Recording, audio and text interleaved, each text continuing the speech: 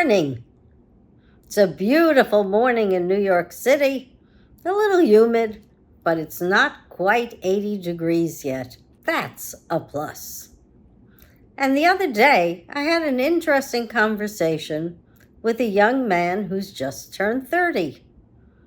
And he believes it's a pox on big business and also politicians.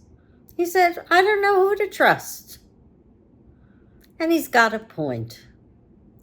Unfortunately, he does have a point, because for the last 20 years, what have we done? We've encouraged big business to the extent that we really don't care about people at all. So he's right. But if you go back into the archives and you look at the congressional record, you're going to see that years ago, the people came first. We made decisions that kept people safe.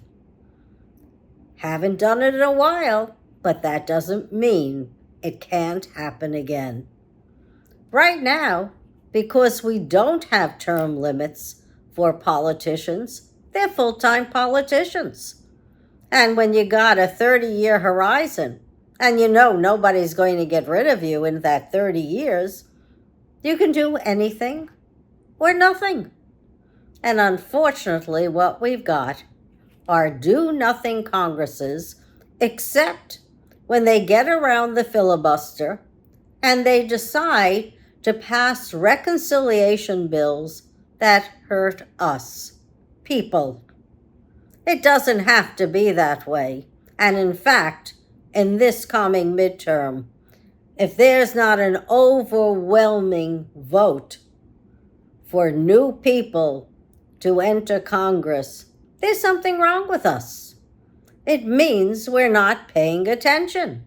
We don't care about our well-being. And we should.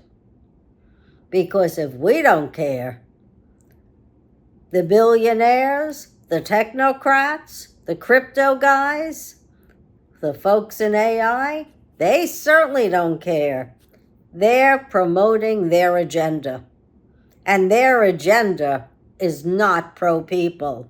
It's more and more energy for themselves. And we can't afford it. Our reservoirs are drying up out west. We don't know how we're going to divvy up the water. We don't know where water is coming from to feed not only our livestock, which is diminishing because of droughts and fertilizer, and also because of the drain on our water resources by big business. In and of itself, AI is going to have to be frozen in place, because there's only one priority for America and the rest of the world. That's the getting off of fossil fuels. ExxonMobil, all the other oil companies, gas companies, coal companies, they knew we'd have to be off of the carbon emissions. We'd have to segue to another industrial revolution, or a revolution of sorts. But they delayed it. They managed to delay it almost 100 years. But enough's enough. We give $1 trillion to fossil fuel companies. Imagine what we can do with $1 trillion. We can fix our roads, our infrastructure. We could build homes. We could make sure we have a social safety net. We have Medicare, Medicaid, Social Security, SNAP programs. And more than that, we can put people to work. Work on new ideas and new developments. Because there are plenty of them. The race is on for renewable energy. Even though it was stifled this year, we still managed to put in place about 54 gigawatts of renewable energy. And we're not finished. We're going to be looking at fusion technology. Oak Ridge, Tennessee, has just formed a partnership with Kyoto, Fusioneering, and Type 1 Energy to build the first scaled-up fusion reactor right here in Tennessee, Oak Ridge, where we developed the Manhattan Project. Well, they're going to come up with a reactor, and I believe it's not going to take them until 2035. No siree, because Bill Gates's company is looking at having a reactor online within the next couple of years. We can do it, folks, and we won't have the byproduct as nuclear waste. The byproduct is hydrogen and oxygen, water. Not only that, we're looking at smaller, fissionable reactors. This is the new era.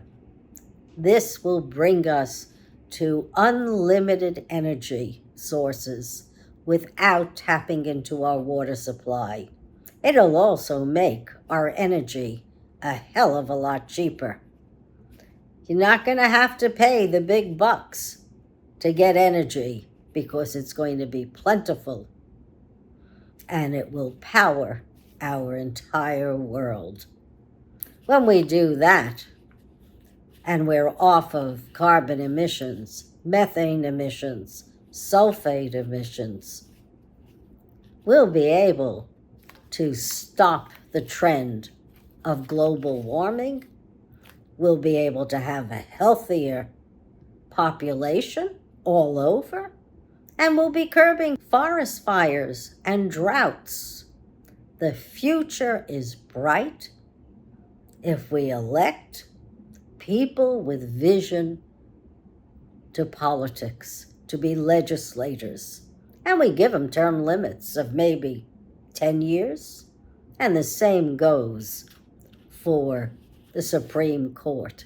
I want a true democracy where the people's wishes are heard and we can work towards a good future.